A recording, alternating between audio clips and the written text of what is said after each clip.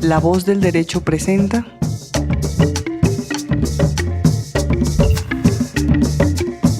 Protagonistas de la Paz.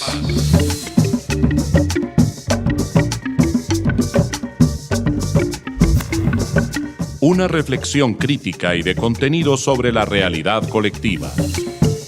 Realizan, producen y conducen Valentina Erazo, Laura Barón, Alejandra Barrera y Santiago Forero. Protagonistas de la Paz.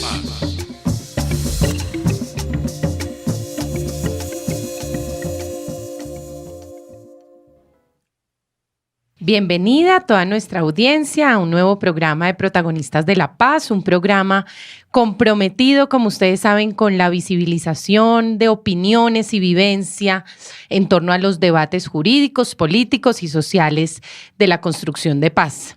Estamos en un momento además muy complejo en nuestro país, en donde todavía seguimos en movilizaciones con la triste noticia del fallecimiento de Dylian, que obviamente todos los colombianos rechazamos y repugnamos lo sucedido. Entonces, en un momento de reflexión importante, de coyuntura estratégica para la conversación, para seguir contribuyendo a los diálogos sobre la construcción de la paz, recibimos este programa hoy con un invitado muy especial que además debo decirles, quería mucho hace tiempo que viniera a este programa, anda trabajando por todo el país, entonces había sido muy difícil esa agenda, pero hoy tenemos afortunadamente a Anderson Henao Orozco, él es trabajador social, egresado de la Universidad Nacional de Colombia, con magíster en investigación en problemas sociales contemporáneos de la Universidad Central, del Instituto de Estudios Sociales Contemporáneos. Además es estudiante de maestría en filosofía en segundo semestre de la Universidad del Rosario y además es profesor invitado en la maestría de discapacidad e inclusión social de la Universidad Nacional de Colombia. Anderson, bienvenido a Protagonistas de la Paz. ¿Cómo estás? Hola Valentina, pues bueno, muchas gracias por la invitación, un saludo para los oyentes y un gusto y un placer estar en este programa para conversar sobre la paz. Pues Anderson, hoy contigo entonces vamos a traer un tema importantísimo y es el tema de la política de discapacidad. No muchas personas conocen la evolución que ha tenido este debate en la coyuntura nacional e internacional. Y tú has trabajado mucho en este tema, Anderson. Tú además haces parte pues de estos espacios estratégicos en donde se han venido conversando el contexto normativo y social. Entonces, cuéntanos un poco cuál es el estado actual de esta política, en qué estamos y para dónde vamos, mejor dicho. Bueno, Valentina, no, lo primero que diría es que la historia de la discapacidad en Colombia empieza, digamos, en la Colombia republicana, digamos, comienza con la mirada de la Iglesia Católica, es decir, la Iglesia Católica es la primera que en Colombia institucionalmente recoge acoge más bien a esta población. Estoy hablando del siglo XIX,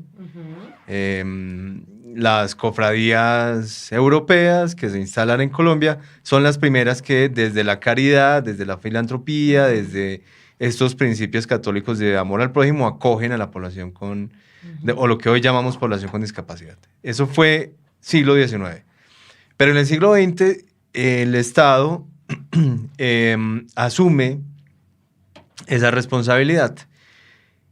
Principios del siglo XX, hay un desarrollo normativo, una de las primeras normas por allá en 1920, 21 más o menos, se crean unas instituciones en Colombia. Década de los 30 del siglo XX, finales de los 30, principios de los 40, surgen las primeras organizaciones, en este caso de ciegos y de sordos.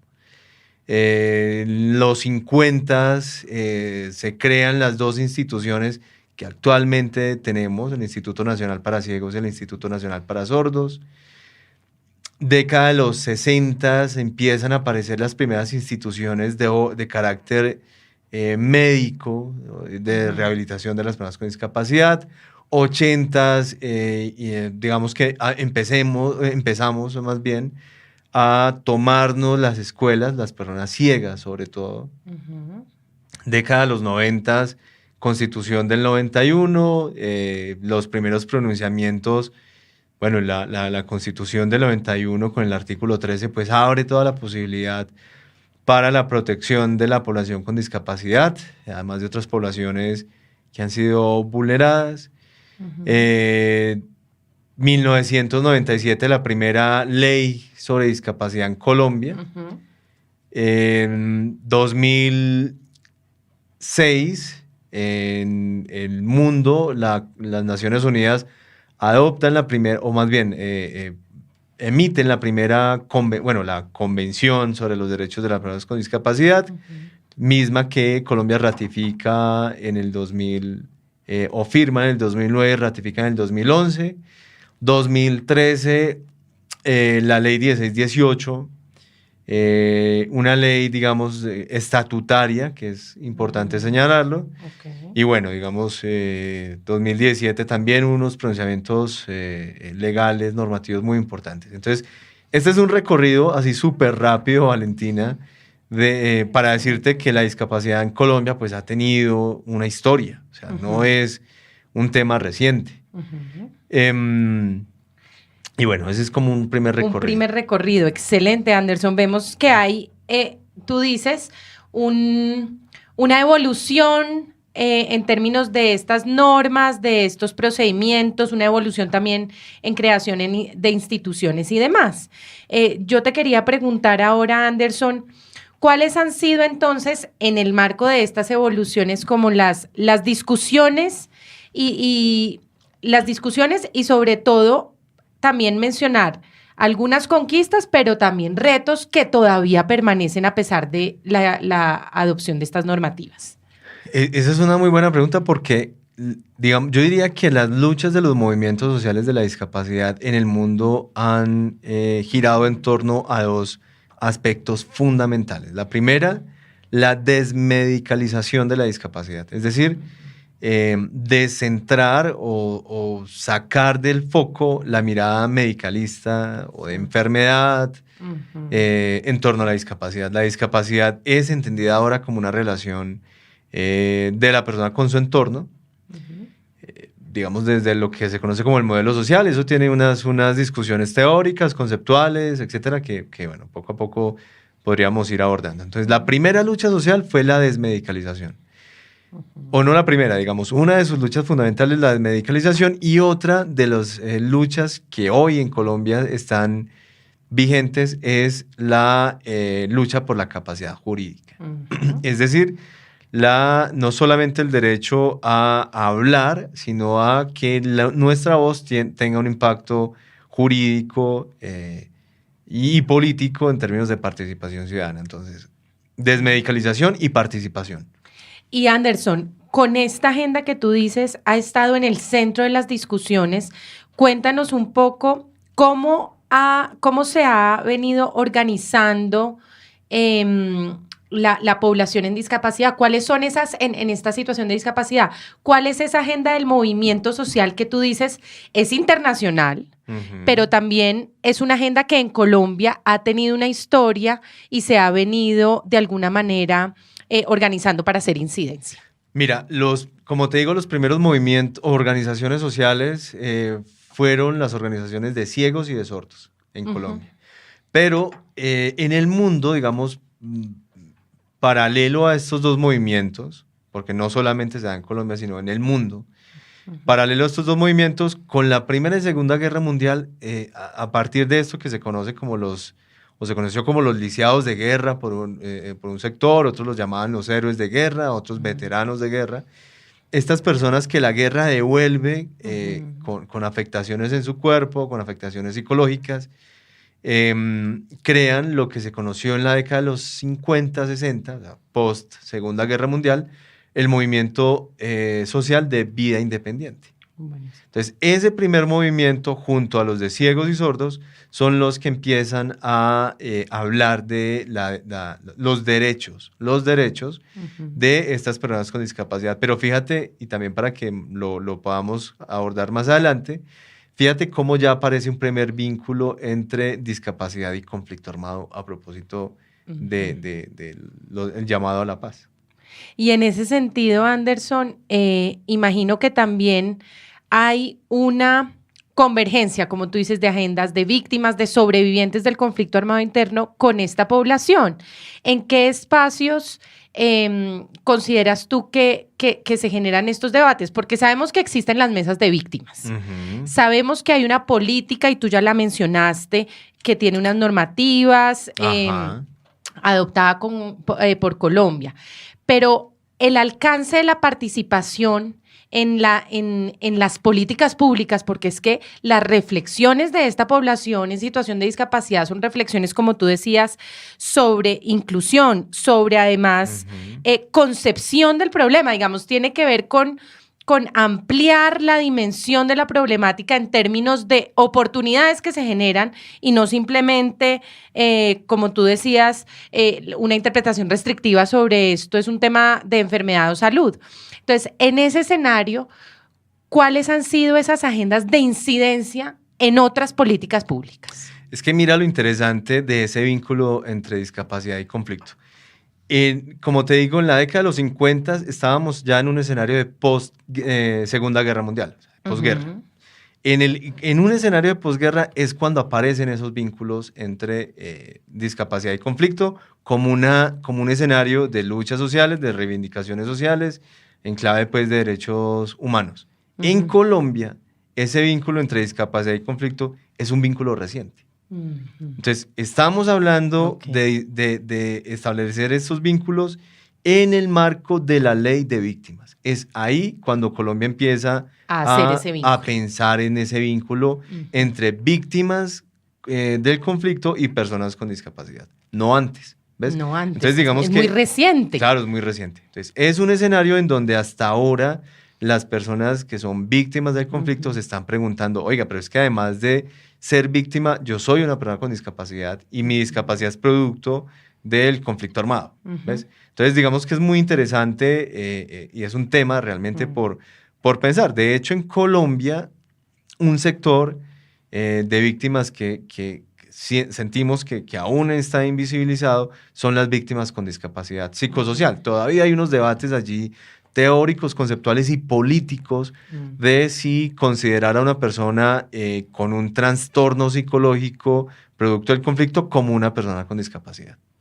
Y ese debate, me imagino, Anderson, también tiene que ver con aquellas personas que han sufrido unas afectaciones psicosociales que además pues no tienen un lugar de reconocimiento de esas afectaciones y que obviamente en más de 60 años de conflicto armado interno de Colombia, pues todavía no tienen una agenda en la inclusión y en la rehabilitación. Cuéntanos un poco sobre esa reflexión de otras formas de discapacidad que no solamente se refieren a la física. Exactamente. Digamos que, bueno, eso es una importante aclaración. La discapacidad tiene por lo menos siete tipos. Sí. Digamos, fíjate cómo el Estado y su forma de operar es a través de la clasificación de poblaciones, ¿no? A propósito, digamos, como para que lo pensemos. Creo que en Colombia tenemos más de 20 poblaciones, sectores poblacionales. Dentro de la discapacidad hay 7. Entonces, discapacidad física, que incluye pues las estructuras corporales, discapacidad sensorial, que incluye la visual y la auditiva, como 2 tipos de discapacidad, la sordoceguera, la discapacidad intelectual, la discapacidad psicosocial y la discapacidad múltiple. ¿Sí? Entonces, la discapacidad psicosocial evidentemente ha sido una de las discapacidades más invisibilizadas en este momento en Colombia, pero yo insisto que no solamente porque no se nota, porque no se ve, porque no digamos, visualmente o físicamente o en el cuerpo no se refleja la discapacidad psicosocial, que tiene que ver con estos trastornos de carácter psíquico, ¿sí? En ese sentido podríamos decir y este es un debate que todavía no está resuelto, Valentina, y es si una persona sobreviviente del conflicto o víctima del conflicto es ya una persona con discapacidad psicosocial por los trastornos que representa. Estaríamos hablando si la unidad de víctimas tiene, o el Estado tiene identificado 8 millones de personas con víctimas del conflicto, la pregunta es si esas 8 millones de personas tienen discapacidad psicosocial o no. Eso es un debate que todavía dentro del sector de la discapacidad no está resuelto. Okay. Pareciera, digamos, que puede resultar estratégico o no, en términos políticos, el ampliar ese espectro de la discapacidad o el mantenerlo delimitado. Eso es un tema que, insisto, tiene unas repercusiones económicas, unas repercusiones políticas, unas repercusiones en clave, digamos, de representaciones sociales e imaginarios culturales que el movimiento social de la discapacidad está en este momento resolviendo. De hecho, está revisando. La semana pasada tuvimos un evento con la Universidad de los Andes pensándose este tema precisamente. Anderson, tú ya nos has dicho, hay 7 tipos de discapacidad, tenemos una normativa que está en curso, tenemos un movimiento social de discapacidad que, pues digamos, existe a nivel internacional, pero que ha hecho recientemente el vínculo con el contexto del conflicto interno y de la victimización. Y en ese escenario, cuéntanos un poco cuáles son los principales retos. En este momento, Valentina, bueno, yo creo que los movimientos sociales de la discapacidad y ese cruce que establecen con las víctimas es ya un primer reto. ¿Sí? Okay. Digamos que hay movimientos sociales que están diciendo, ojo, porque dentro de las víctimas hay personas con discapacidad. Creo que Colombia cuenta tal vez con unos 300.000 víctimas que en el registro único de víctimas tienen esa distinción de ser personas con discapacidad. Entonces, hay un primer vínculo y es establecer hay un primer reto y es establecer esos vínculos. ¿Y eso qué significa en términos, insisto, políticos, económicos, sociales? Pero si se quiere hablar de uno de los retos puntuales que en este mes estamos enfrentando el movimiento social de la discapacidad, tiene que ver con la nueva ley 1996, 2019, mediante la cual se le otorga, se elimina la figura de interdicción frente a las personas con discapacidad y se ratifica el artículo 12 de la Convención de Personas con Discapacidad, el cual habla de que las personas con discapacidad tenemos plena capacidad jurídica. Ese es uno de los retos claves porque no entendemos todavía qué significa esto, y además el sistema jurídico o las prácticas o los discursos, más bien la doctrina jurídica, pues tiene que dar un giro porque las medidas de interdicción ha aplicado tanto para personas con discapacidad intelectual como para personas con discapacidad psicosocial, y aparece aquí la figura de la interdicción, la figura del manicomio, por ejemplo, que tiene que replantearse. Pues bueno, Anderson ha llegado al punto álgido del programa y de la discusión. Vamos a ir a un pequeño corte y ya regresamos para continuar sobre este debate grande de capacidad jurídica. Esta es La Voz del Derecho. Bueno, regresamos entonces con Anderson Henao haciendo estas reflexiones importantísimas sobre la política pública de discapacidad, y hoy un reto enorme que nos dice Anderson, enfrentamos como colombianos, como Estado, pero también como sociedad, frente a lo que establece esta iniciativa legislativa de capacidad jurídica.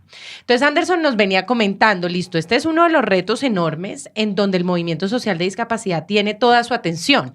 Cuéntanos cómo fue este debate, digamos, sí sabemos que se aprobó en el Congreso, pero ¿qué implicaciones tiene esta aprobación? Y como tú decías, ¿qué transformaciones en el derecho se tienen que empezar a realizar para hacerla efectiva? Pues mira, lo primero que quisiera contarte frente a este debate es que el debate ha tenido diferentes actores allí, digamos, en la mesa. Ok. Es decir, están, por un lado, los jueces, por ejemplo, Sí. digamos, toda la rama jurídica, pensándose este tema. Por otro lado, las familias de las personas con discapacidad. Y en un tercer escenario, las personas con discapacidad. Es decir, el debate se ha dado y las discusiones muy fuertes se han dado entre estos tres actores. Y mira lo que te estoy contando, un debate entre las familias y las personas con discapacidad. Wow. O sea, ha habido un enfrentamiento, digamos, conceptual, por decirlo así, entre familias y personas con discapacidad.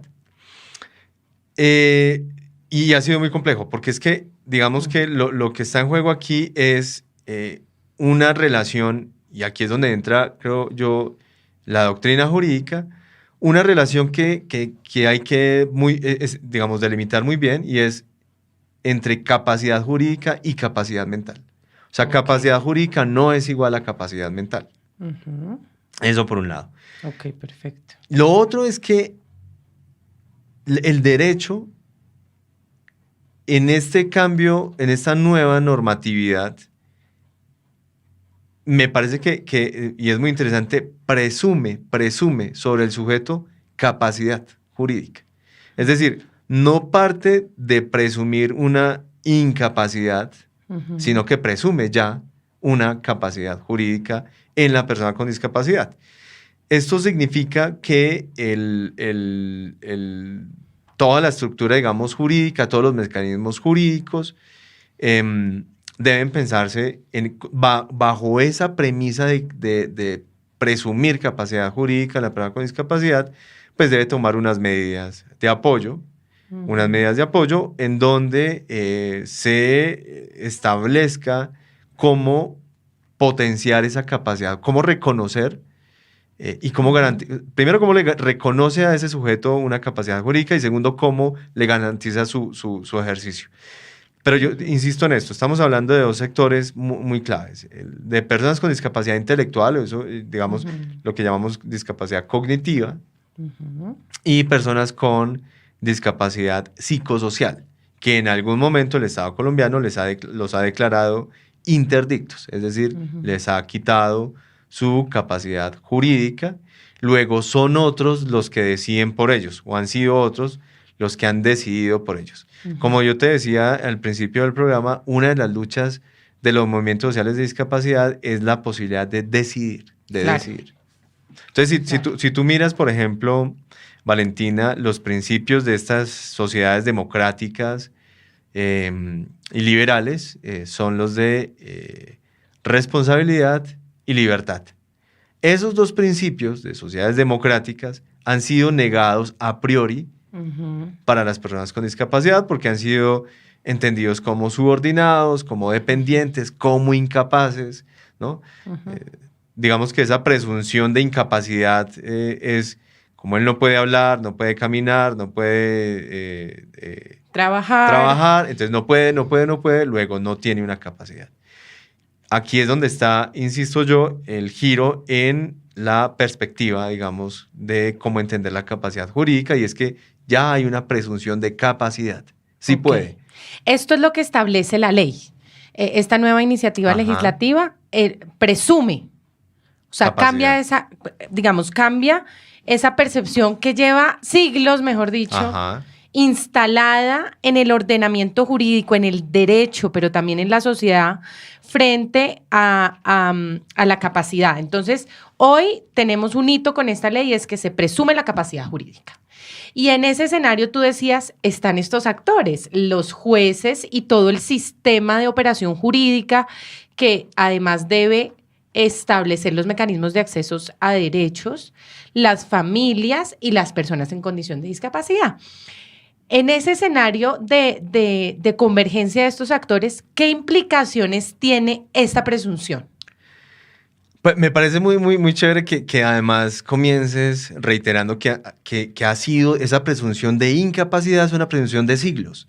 Recuerda el texto, un libro genial que hace Michel Foucault, se llama Historia de la locura. Creo que es uno de los primeros escenarios en donde Foucault muestra esa presunción de incapacidad y cómo el Estado operaba, digamos, y la sociedad cómo operaba frente a este sujeto que era denominado como el loco. Pero bueno, digamos que, o sea, estamos hablando de instituciones como el manicomio que llevan siglos. Siglos. Increíble.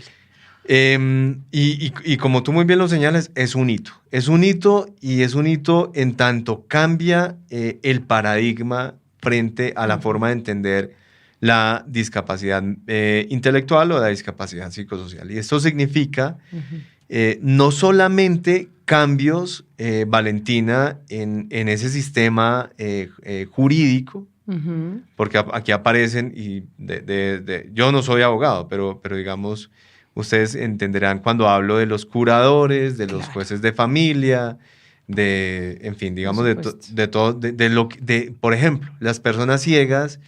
Hace mucho tiempo no podíamos no podíamos firmar un documento en una notaría solos, por ejemplo.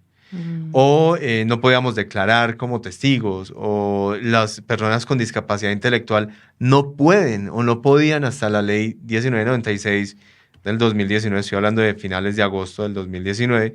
Antes de ello, las personas con discapacidad cognitiva o intelectual o psicosocial no podían firmar un contrato laboral.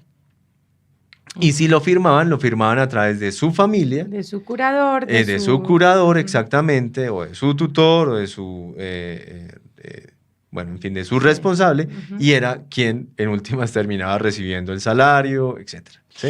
Entonces, digamos que los cambios, no solamente en términos de contratos laborales, por ejemplo, las personas con discapacidad intelectual, o las personas que han sido declaradas interdictas no se podían casar, no podían ejercer su libre o su derecho a la familia. Exactamente, si puedo tener hijos, si no puedo tener hijos. De hecho, con esta medida de la interdicción en Colombia se esterilizaron en el 2016. Hay un dato de 500 mujeres con discapacidad esterilizadas sin su consentimiento, justo porque estaban declaradas interdictas. ¿Ves? Entonces, digamos que las implicaciones no solamente son jurídicas, sino también culturales, el tema de los derechos a la familia, a los derechos de realizarse como mujer o como hombre. Pues, Anderson, importantísimo analizar esto también en los retos que vienen hacia adelante, porque tú lo mencionas, hemos vivido mucho tiempo como sociedad bajo un sistema que no reconoce esa capacidad y hoy esta ley establece esta presunción, lo cual implica que tanto las instituciones que están, o sea, digamos, el Estado en su conjunto debe garantizarla, ¿sí? Y debe, por supuesto, empezar a transformar esas dinámicas. Y sabemos que esa transformación no va a ser de un día para otro, que implica ese cambio cultural. Entonces, ahora te quisiera preguntar, Anderson, ¿cómo podríamos entonces invitar en este programa a todos esos operadores, pero también a la sociedad desde donde está, a incorporar, ¿sí? Porque tú lo decías ahorita, tú decías, esto es un cambio de paradigma. Entonces, para incorporar en sus formas diarias de pensar, de actuar, esta presunción y lo que significa el ejercicio de derechos de la población con discapacidad. Mira, yo creo que en principio la academia tiene que pensar muy bien, digamos, tiene que producir conocimiento en torno a estos cambios paradigmáticos, por supuesto, a estos giros jurídicos, si se quiere, porque yo no, insisto, no soy abogado, pero yo pensaría que gran parte de la noción de capacidad jurídica es una noción que proviene, digamos, de de la época de la Ilustración. Es decir, yo aquí invitaría a la academia a pensar, a revisar, por ejemplo, los postulados kantianos sobre los cuales se construye ese discurso de la razón, de la agencia moral. Porque lo que hay detrás de definir o no si alguien tiene capacidad, o determinar o no si alguien tiene capacidad jurídica, creo que está en la idea de racionalidad kantiana, ¿no? Es decir, incluso aristotélica. O sea, fíjate, hay una película que yo recomiendo muchísimo, Valentina, para este fin de semana. Es la película de la controversia de Valladolid. La controversia de Valladolid es una película basada en un tratado que escribió Ginés de Sepúlveda, un teólogo, en el siglo XVI, en 1550 y algo más o menos. Y Ginés de Sepúlveda escribe un tratado en donde dice, vamos a comprobar que los indígenas, los amerindios, no tienen alma.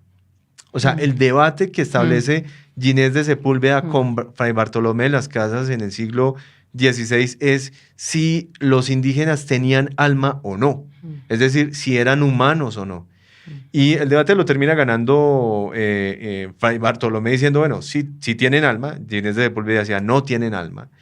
Fray Bartolomé dice, sí tienen alma. Es decir, son humanos, pero son humanos inacabados, decía Fray Bartolomé. Eso pasa con las personas con discapacidad, que han sido entendidas como personas, pero como personas inacabadas en tanto no corresponde a esa idea de racionalidad ilustrada, kantiana, en donde se supone que tienen agencia moral o no tienen agencia moral. Ese es el debate actual en el que, insisto, la academia tiene que producir conocimiento.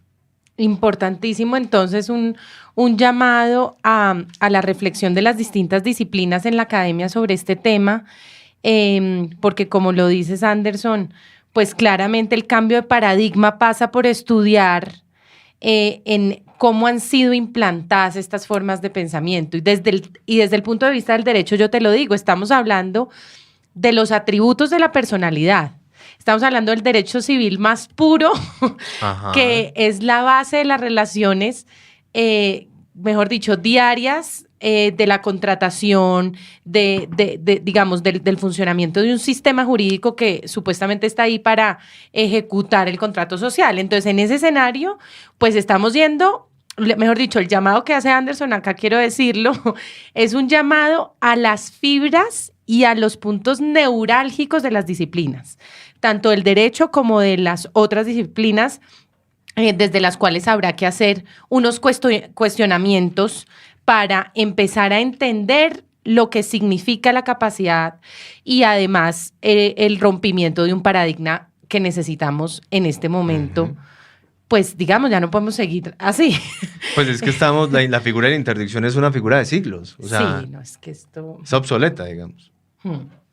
Es obsoleta, pero está vigente. Y entonces, hoy en día tenemos importantes retos. Anderson, y en ese escenario, tú me dices, ya está el movimiento tú nos decías ahora, está el movimiento de discapacidad centrado en esta ejecución de esta ley, y ahí hubo pues toda esta participación y esta conversación entre las familias, los operadores y demás. ¿Cuáles entonces son las vías para la ejecución de esta normativa? Hay una institucionalidad que está a cargo de implementarla. ¿Cómo se van a empezar a hacer esas reformas de lo que aquí se ordena? Y no sé si ya hay algún pronunciamiento de las Cortes al respecto, del gobierno o incluso del movimiento mismo sobre lo que sigue hacia adelante. Es que, mira, creo que lo que necesita en este momento el movimiento social y la sociedad en general, y sobre todo el sistema digamos, de jueces, los juristas, los abogados, qué sé yo, lo que necesitamos ahora es pedagogía, es información. Es información porque fíjate que al interior del sector de la discapacidad permanece el debate. O sea, ese debate, pues es que te estoy hablando de hace 2 meses. 2 meses. Entonces, las familias, un sector muy grande de las familias y de los abogados, de los juristas, de la academia, está preocupado. O sea, hay temor, Valentina, hay temor en, digamos, en cómo se va a implementar esta nueva ley 1996 del 2019. Es decir, necesitamos información, necesitamos pedagogía. El Ministerio de Justicia está ya realizando un trabajo en este sentido. Están construyendo el ABC de la 1996. Es un reto muy grande porque en Latinoamérica, Colombia y Perú, primero lo hizo Perú y ahora Colombia, son los dos países que están, yo diría que en el mundo, por lo menos en América, son los dos países que se han lanzado, digamos, a dar un paso hacia adelante en la garantía y en el reconocimiento de la capacidad jurídica de las personas con discapacidad. Entonces, lo que necesitamos ahora es información. Okay. Cómo entender esa ley, qué significa, cuáles son los cambios, cómo debe proceder la sociedad para reconocer los derechos de las personas con discapacidad intelectual. No podemos seguir pensando que son humanos inacabados, como lo planteaba Ginés de Sepúlveda. Por supuesto, y así tú lo mencionas, Anderson, los retos en pedagogía, en información, tanto para el Estado como para la sociedad. Ajá. Y ahí entender las reflexiones que implica sobre la capacidad.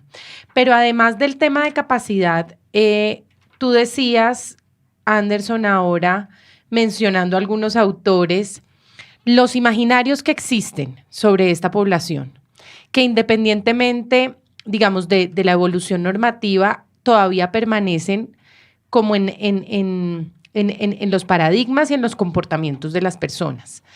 Y yo sé que tú pues lo has vivido directamente, pero que además tienes, porque las hemos conversado, reflexiones importantes sobre actitudes que ya hoy los oyentes, desde donde estén, digamos, escuchando este programa, pueden hacer para ser más conscientes sobre las necesidades de esta población.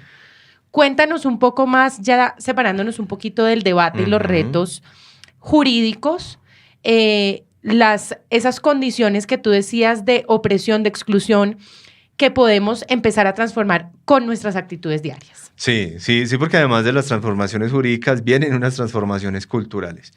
Y efectivamente, también el Movimiento Social de la Discapacidad en Colombia, por ejemplo, luchó por mucho tiempo contra los estereotipos que reproducen algunas instituciones, y debo decirlo, como Teletón, ¿no? Teletón, digamos, la imagen que por décadas propone Teletón o propuso Teletón, aunque lo ha venido trabajando pues para cambiarlo, es una imagen de la persona con discapacidad y su familia llorando o enterneciendo o sensibilizando corazones.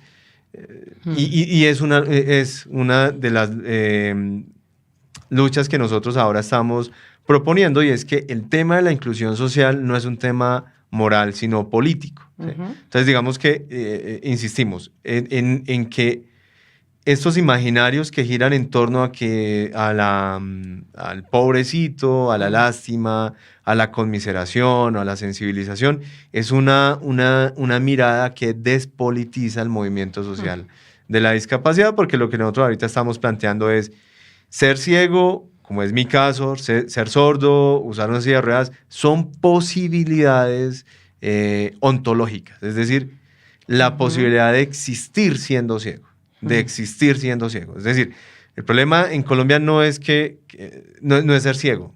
El problema no es ser ciego. El problema es que no se puede ser ciego cuando tenemos un sistema social basado en lo que conocemos como normovisualidad. Es decir, toda la imagen que produce el sistema o toda la información que produce el sistema en una gran mayoría es visual. Sí. ¿Y eso qué significa? Pues que no podemos ser ciegos, porque entonces toda la información es visual. Entonces, cuando decimos ser ciego es una posibilidad, usar una silla de ruedas es una posibilidad de ser, de existir, la apuesta política es distinta, ¿sí?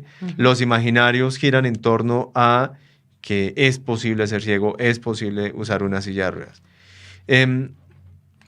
Anderson, Con esa reflexión nos vamos a un segundo corte porque acá estamos otra vez moviendo fibras y regresamos con estas reflexiones para nuestras actitudes diarias. Ya volvemos.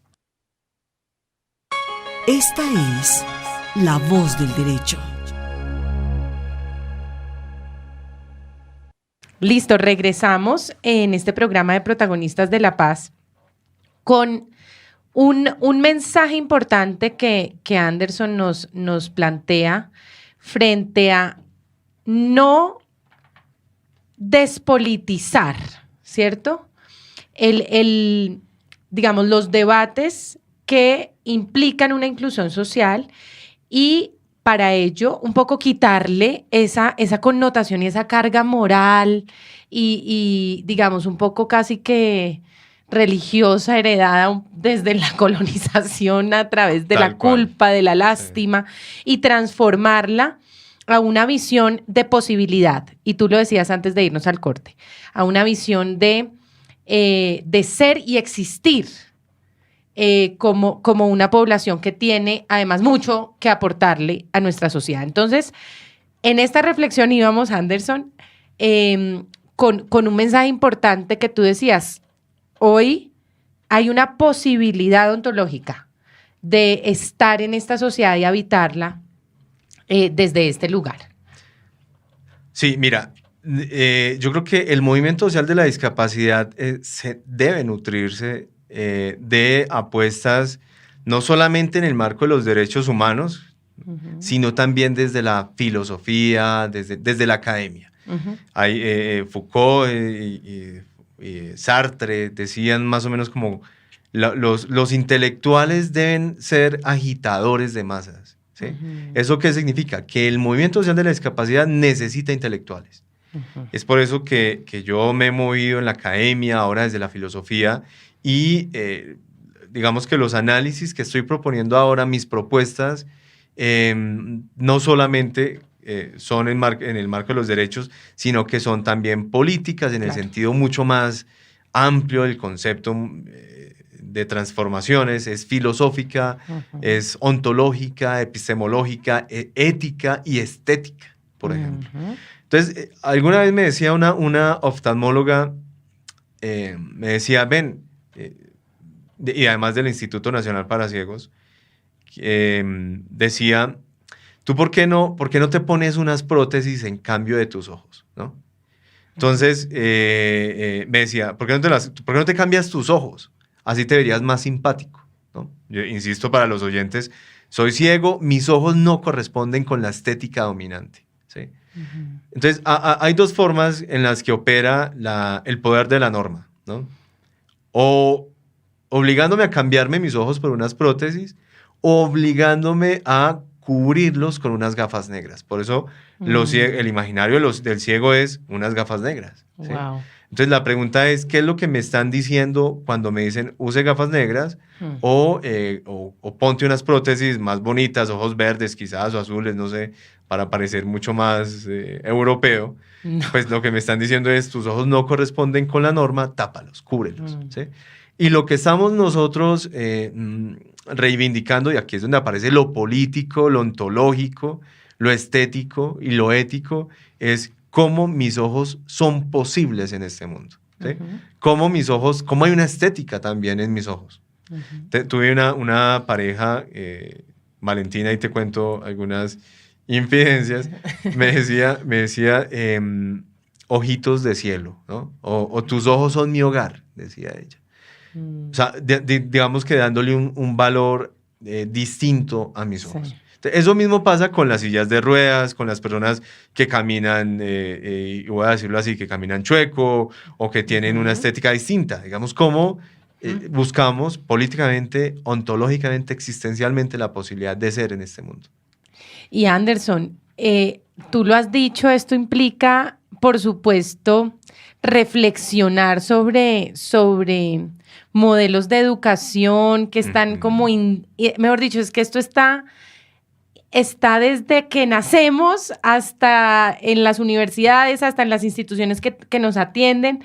¿Cómo empezar a lograr, y aquí pues ya estamos en esas conclusiones, desde el Estado, desde la academia, ya lo mencionaste y está muy claro, desde la ciudadanía en general, cómo empezar a lograr esta empatía, esta conexión y este reconocimiento al valor por el cual el movimiento social de discapacidad lucha en Colombia? Pues Valentina, lo primero es que debemos entender que el problema de la discapacidad no es un problema filantrópico. Esto no es un tema de filantropía. La discapacidad el tema de la discapacidad es un tema serio, Valentina. No es un tema de solidaridad o de filantropía. No. Sí. No, el tema de la discapacidad es un problema, digamos, para el Estado puede ser un problema poblacional, puede ser un problema económico, político, social. ¿Sí? Entonces, la discapacidad es un campo de investigación académica y un campo de acción política muy interesante que se puede entender desde la antropología, desde la sociología, desde la economía, desde las ciencias políticas, desde los estudios culturales. Pues, ¿cómo entendemos la discapacidad? Es que, insisto, la discapacidad supera el problema de derechos humanos, va más allá de los derechos humanos y es donde la academia, donde las universidades tenemos que pensarnos propuestas creativas a problemas sociales históricos. La discapacidad ha sido un problema social histórico. Antes las personas eran eliminadas, otro tiempo fueron ocultadas, otro tiempo abandonadas, otro tiempo segregadas. Ahora si hablamos de la inclusión social como paradigma. Otros, como yo, estamos proponiendo desde la filosofía, desde apuestas mucho más, insisto, filosóficas, una era ya de post-inclusionismo, de post-humanismo, en donde aparece el sujeto cyborg, en donde desaparece el concepto de discapacidad. Es decir, esto es un tema serio, Valentina, que se puede entender desde diferentes disciplinas que nutren las luchas sociales de los movimientos de personas con discapacidad. Pues Anderson, el mensaje está claro, la tarea es grande, necesaria y prioritaria. Y en ese escenario... Y seria. Y seria. Y en ese escenario, pues invitamos a todos nuestros oyentes y a las entidades, a todos a vincularnos a estos debates, a compartir y conocer de fondo estas agendas del movimiento social de discapacidad en Colombia y de, por supuesto, las distintas conquistas y retos que vienen hacia adelante. Anderson, muchas gracias por acompañarnos en este programa. Creo que tenemos que hacer otro para seguir profundizando sobre los retos y cada una de estas líneas que se han venido desarrollando en este programa, pero la verdad ha sido un honor tenerte acá y esperamos que vuelvas a Protagonistas de la Paz con todos los representantes del movimiento y sepan que acá hay un lugar para visibilizar esas agendas. Pues Valentina, a ti muchas gracias por la invitación, a los oyentes también muchas gracias por la atención, por escucharme estos planteamientos y bueno, yo estaré encantado de volver a la emisora porque te cuento, o sea, el tema de la discapacidad es bastante amplio, entonces podemos irnos por las ramas perfectamente y encontrar caminos a nuevos escenarios. Así que muchas gracias. Así será. Continuaremos en la conversación. Gracias.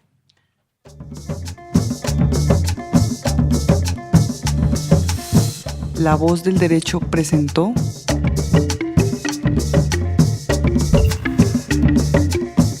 Protagonistas de la Paz.